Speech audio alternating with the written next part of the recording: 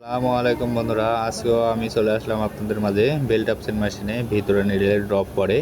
তো এটা লাইনের ভিতরে আমি কিভাবে সারছি সেটারও কিছু নমুনা দেখাবো। দেখেন, আমি এটা টাইমিং করছিলাম, ভিতরে নিডেলে হালকা ফাঁকা ছিল, তার কারণে এই ড্রপটা আসতো। তো এর কারণে আমি 0-0 করে টাইমিং করে সব কিছু টাইট দিয়ে দেখাচ্ছি। ভিডিওটা করার উদ্দেশ্য লাইনে মেকানিক্সরা কিভাবে কাজ করে সেটাই দেখানোর জন্য এই ভিডিওটা করছি। তো দেখেন, এরপরে আমি টাইমিং করার পরে নিডেল প্লেটগুলো লাগাই নিছি।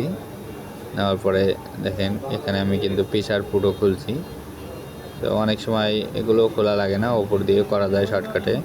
তো আমি এগুলো করে ভিতর থেকে ভালোভাবে টাইমিং করছি, যেহেতু বেল্ট আপসেন মেশিন, নিডেল গার্ডগুলো ভালোভাবে যদি না মেলাই সেক্ষেত্রে ড্রপ পড়বে। তো এরপরে দেখেন, আমাদের লাইনের আশপাশে যারা কাজ করে তাদেরও দেখাচ্ছি। দেখেন, তো এরপরে কি করছি, প্রেসার ফুটটাও লাগাই নিব। দেখেন,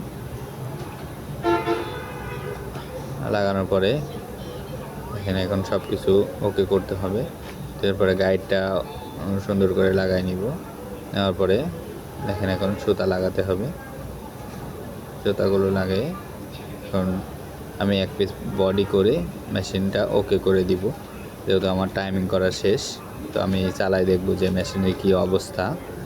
আর প্রতিটা মেকানিক্সের একটা দায়িত্ব হচ্ছে মেশিন ঠিক করার পরে এক পিস বডি ওকে করে দেওয়া, কিংবা চালায়ে অনেক সময় বডিগুলো ওকে আছে কিনা দেখা। তো দেখেন, এখন কিন্তু ড্রপ আর পড়ে না। তো মেশিনটা ঠিক হয়েছে। তো ভিডিও ভালো লাগলে অবশ্যই একটা শেয়ার করে দিন।